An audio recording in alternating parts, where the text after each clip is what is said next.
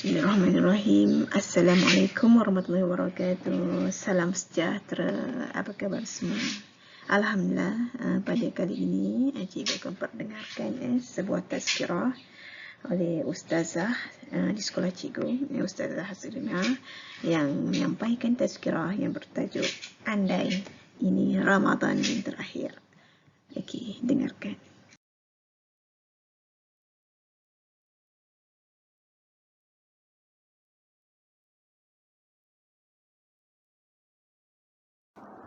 Bismillahirrahmanirrahim. Assalamualaikum warahmatullahi wabarakatuh.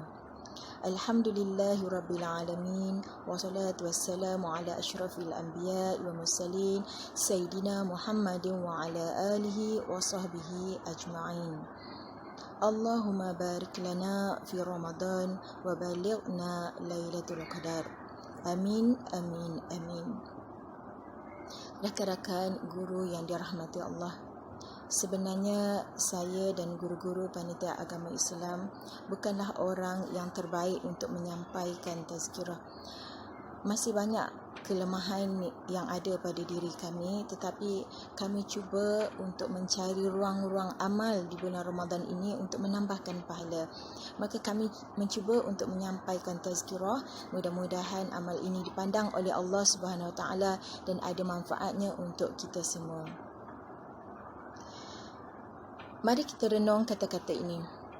Mulianya umat Islam maka dikurniakan bulan Ramadan. Mulianya Ramadan kerana adanya Lailatul Qadar. Mulianya malam itu kerana diturunkan Al-Quran padanya.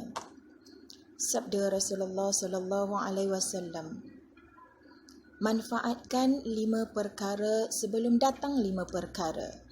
Masa mudamu sebelum tuamu, masa sihatmu sebelum sakitmu, masa kayamu sebelum miskinmu, masa lapangmu sebelum sibukmu, masa hidupmu sebelum matimu. Hadis riwayat Al-Hakim dan Al-Baihaqi. Rasulullah sallallahu alaihi wasallam berpesan kepada kita pada akhir hadis tersebut untuk memperbanyakkan amal ibadah semasa hidup sebelum datangnya kematian. Sedarilah, hidup ini hanya sementara. Ada manusia yang Allah hidupkan dia sehingga 100 tahun. Ada yang meninggal umur 63 tahun seperti umurnya Rasulullah SAW. Ada yang meninggal umur 50, 40, 1 tahun, dan ada yang berumur 1 hari telah dijemput oleh Allah Ta'ala. Syukur, Alhamdulillah, Allah panjangkan umur kita untuk merasai kemanisan ibadah di bulan Ramadan sekali lagi pada tahun ini. Namun untuk sampai ke tahun hadapan belum tentu lagi. Andai kita tahu esok kita tiada, pasti hari ini seharian kita berada di atas tikar sembahyang. Kita akan menderma sehingga habis duit kita. Pasti kita akan menangis memohon keampunan kepada Allah Ta'ala. Pasti kita melutut memohon ampun dan maaf kepada insan-insan di sekeliling kita.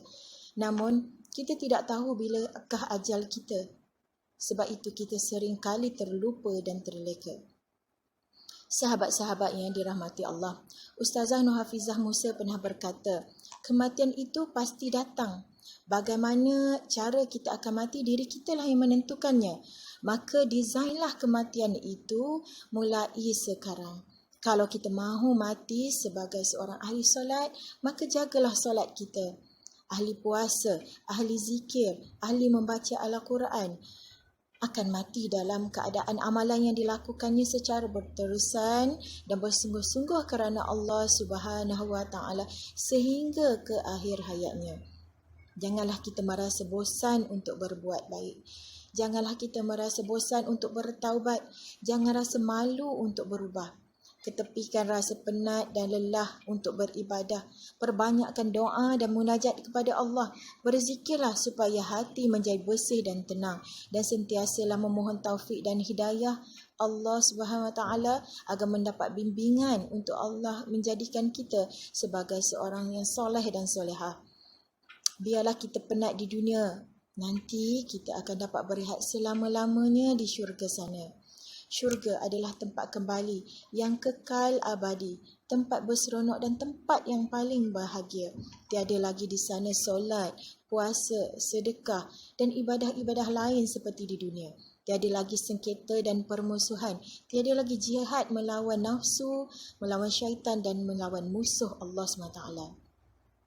Sahabat-sahabat, andai ini Ramadan terakhir, mohonlah keampunan kepada Allah SWT bersungguh-sungguh. Kosongkan hati kita agar tiada dendam terhadap sesama manusia.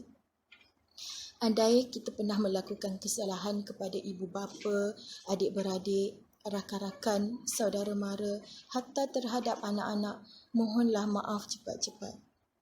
Andai mereka yang bersalah kita maafkan, jangan disimpan di dalam hati. Andai Allah sayang kepada hamba-Nya yang suka memohon maaf dan memaafkan orang-orang di sekelilingnya.